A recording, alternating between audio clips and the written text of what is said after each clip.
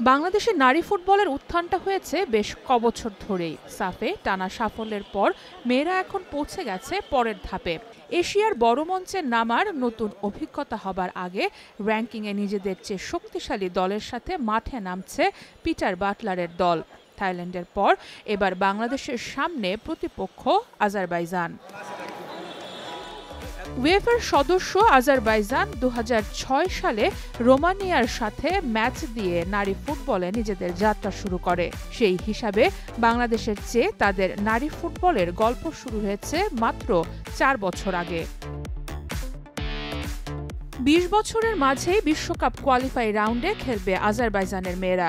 ২০২৭ সালে ব্রাজিলে বসবে নারী বিশ্বকাপের পরবর্তী আসর। সেখানে ইউরোপের বাছাইয়ে আজারবাইজান পড়েছে হাঙ্গেরি, নর্থ মেসিডোনিয়া ও আন্দোরার সাথে সি গ্রুপে। আর এর প্রস্তুতিতেই বাংলাদেশের ত্রিদেশীয় সিরিজ খেলতে ছুটে এসেছে ইউরোপ আর এশিয়ার মাঝে থাকা এই দেশ। ফিফা র্যাঙ্কিংয়ে ৭৩ নম্বরে থাকা এই দল প্রথম কোনো এশিয়ান দেশ হিসেবে মালয়েশিয়ার বিপক্ষে মাঠে নামবে। ত্রিদেশীয় সিরিজ খেলতে আসলেও আজারবাইজান কোচ বাংলাদেশের নারী ফুটবলটাকে ভালোভাবে স্টাডি করেই দল নিয়ে এসেছেন।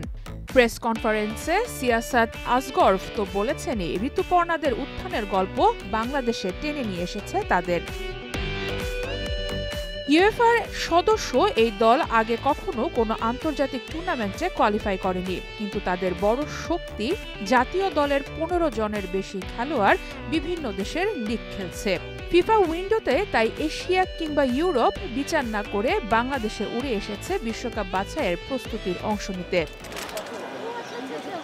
মার্চে আজারবাইজানের মেয়েরা যেখানে প্রথমবারের মতো ২০২৭ নারী বিশ্বকাপ বাছাই খেলবে, সেখানে ঋতুপর্ণারা প্রথমবারের মতো খেলবে এশিয়ান কাপে। বাংলাদেশের জন্য এমন দলের বিপক্ষে মাঠে নামা বড় অভিজ্ঞতাই হতে যাচ্ছে। ২ ডিসেম্বর দুই দলের প্রথম দেখায় মারিয়া তহুরারা নিজেদের চিরচেরা ফুটবল ম্যাজিক দিয়ে আজারবাইজানকে চমকে দিতে পারেন কিনা, সেটাই এখন দেখার বিষয়। সারা মাহবুব, স্টার নিউজ।